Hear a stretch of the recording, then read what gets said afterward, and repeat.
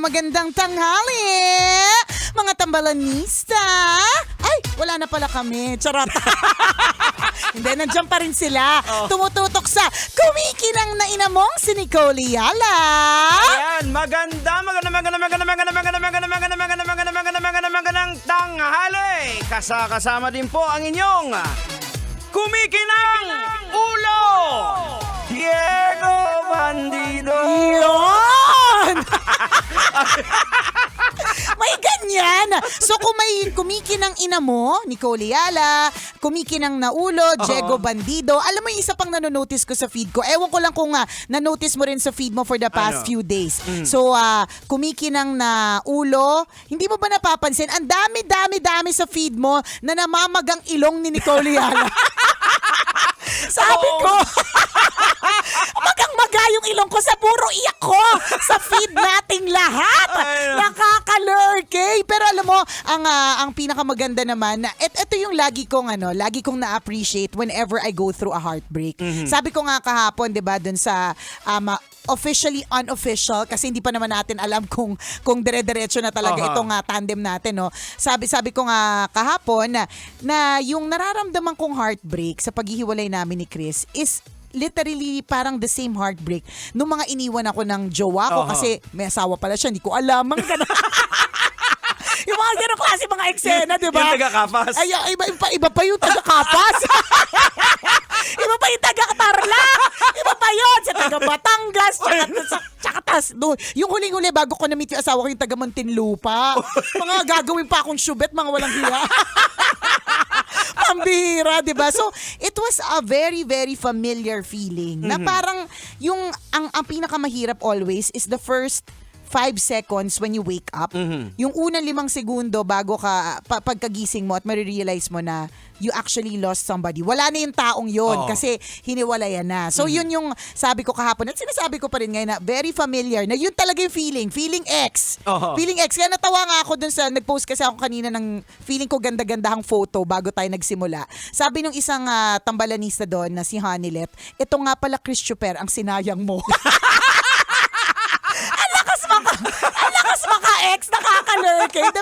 Pero totoo, because it's a familiar feeling, because I've been through it, at hindi lang ako tayo po lahat. Kung ikaw na-experience mo na yung heartbreak, na-experience mo nang yung maiwan ng mahal mo sa buhay, ng minamahal mo, di ba?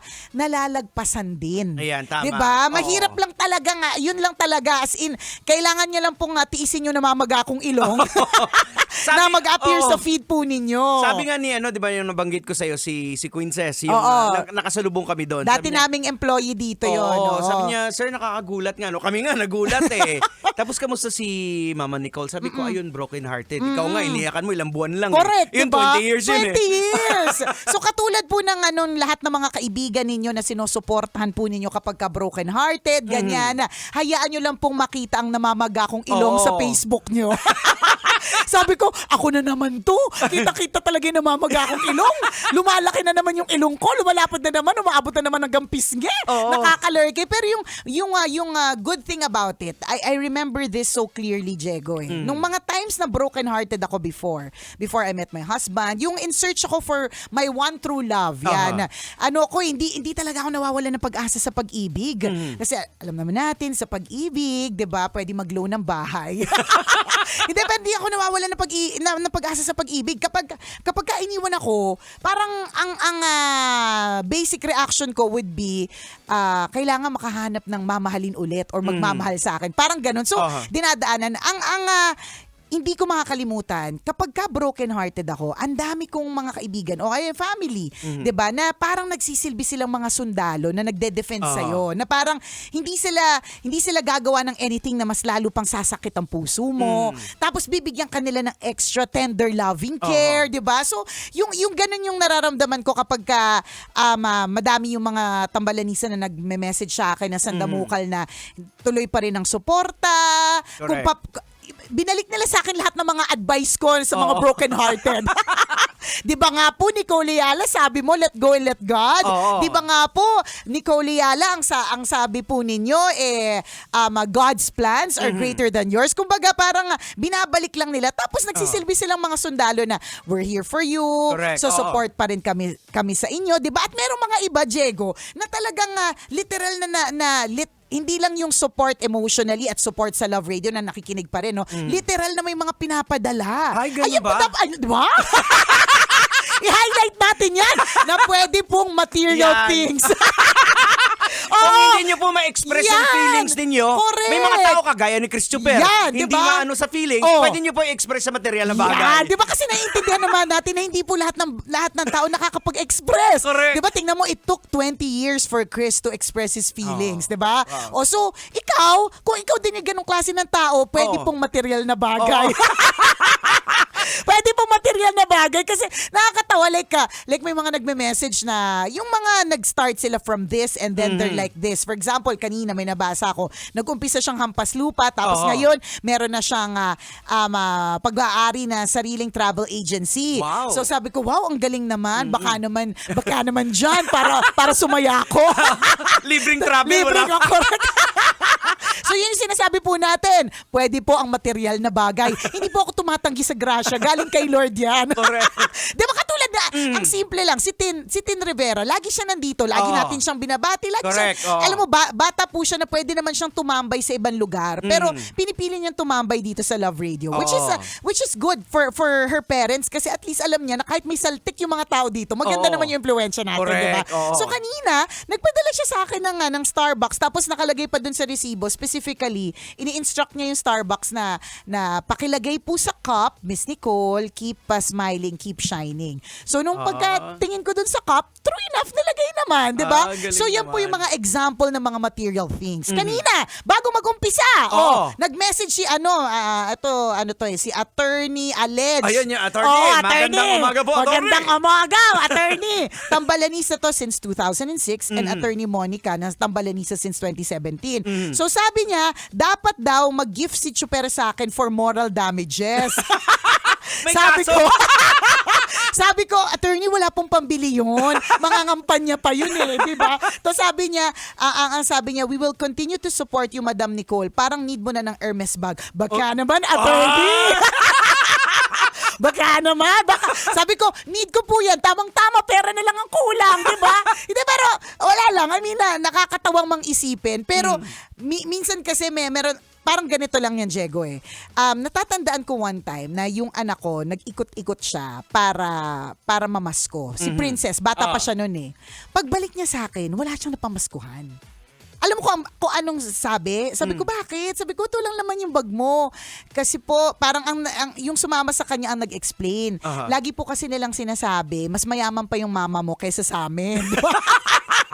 Pero that's not the point. Minsan kasi akala lang natin parang kaya nang bigay dun, or kayang bilhin ng taong yon yung mga bagay-bagay, pero hindi mo alam, 'di ba? Baka nga ice cubes lang na binigay mo sa akin para maging cold yung heart ko. Sobra nang matindi yung pasasalamat ko, 'di ba? Papaano pa kapag Hermes bag, 'di ba? Di siguro 1 year kitang binabate. Charot.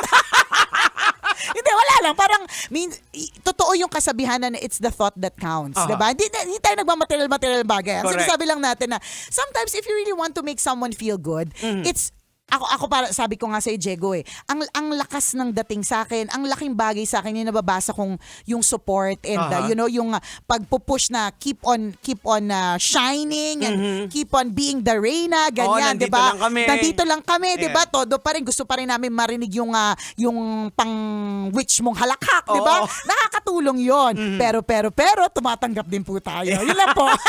Kasi Kaya pala, Jen, sorry, isingit ko. Kaya pala hindi ako pwede sa politiko. Kasi narinig mo yung sinabi ko, tumatanggap po tayo. Alam ni Lord! Alam Hindi ka ni pwede Lord! doon. Sabi ni Lord, ay, si Christian parang ilagay natin sa politika. Wag si Nicole. Kasi pag si Nicole, puro under the table. Narinig mo yung sinabi ko. Kakasabi ko lang, hindi ko in-expect binitawan yun. Tumatanggap po ako. Pag ako nilagay mo sa pwesto, nakapatay tayo dyan.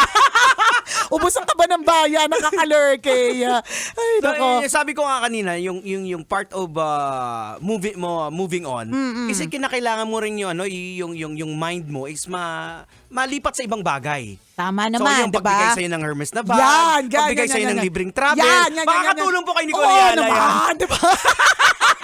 Kasi hindi naman po, di ba may mga ibang tao, Diego, na parang pag broken-hearted sila, nagta-travel sila, pumupunta sa ibang Correct. lugar, nag-shopping galore sila. Wala akong pang ganun eh. Baka naman yung mga patambalanista namin dyan, na patunayan nyo na pong mayaman kayo. Charot. Patunayan nyo na po na kayo po ay umunlad at naging nakaluluwag-luwag. Hindi. Charot lang. Charot lang. But I thank everyone for the support. Yung moral support, talagang wala siyang kapalit. Wala siyang, ay nako, talagang totoong nakaka-build po siya ulit ng confidence. Kasi Correct. ganun yun eh. Kapag ka bagong break ka, for whatever reason, di ba, parang feeling mo bumagsak yung buong sistema mo. Parang Tama. feeling mo really a chunk of yourself is gone. So parang paano mo bubuin ulit yung pieces of the puzzle, di ba? Napakahirap.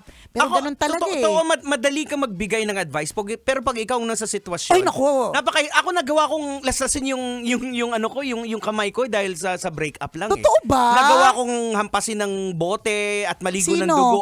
Yung Ikaw? ulo ko, sarili ko. Totoo ba? Ganun ako si Raul. Totoo. Ganun ako magmahal. Ay, As in, grabe. so- Di grabe ka din pala. Oh my gosh. Tapos, So yun, parang... paano ka nakaka-move forward kung duguan pa yung bumbunan mo?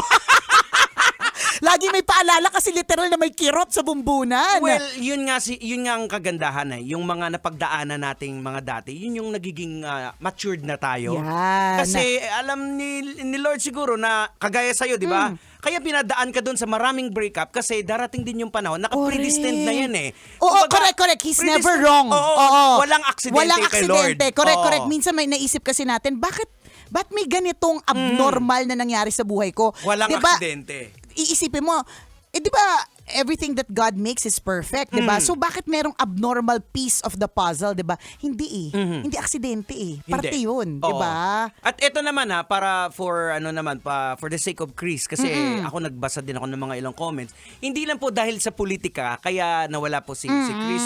May bigger reason pa po is for the family. Correct, Yan. di ba? Ano Oo. naman laban natin sa pamilya, Oo. di It's ba? like 50-50 eh, sabi niya, di ba? Oo, at saka ang pamilya talaga, ano yan eh, you always come back home. Oo. Kahit san man pagbali-balik ta rin, babalik ka sa iyong Correct. bahay. Oo. So ganun ang mga eksena. Pero yun, ang mahalaga dito kung sino man sa iyong paligid na nakakaramdam na they feel like they need your support, huwag ka na mag-atubili. Oo. 'Di ba? Minsan kasi pinapagsabukas pa natin, pero Oo. hindi mo alam na yung virtual hugs, yung sinend mong quote na maganda o kaya yung love na love natin si Brian ng Hard Rock Cafe. Kagabi nag-send siya ng madaling araw na nga eh. Iniisip ko nga parang panggabi naman talaga siya. Pero madaling araw na, iniisip niya pa ako, no? Nag-send lang siya ng video sa mga kapagpa-happy. Yung ganun. So, if you see something like that, and then a friend, somebody who needs it, wag mo nang ipagpasabukas. Isend mo na sa kanya Correct. today. Kasi, Ngayon, ano account number mo? 640. 3640. 003. At tinutuloy na talaga. I-send yun na! I-send yun na po. Send yun na! Send yun na. Gusto ko po mag-travel. Oo, para makamove on na sila. Ayan! Di ba? Minsan, di ba, kung sino pa yung pagkatapos na mag-travel sa Boracay, pagbalik okay na parang bagong tao na, di ba?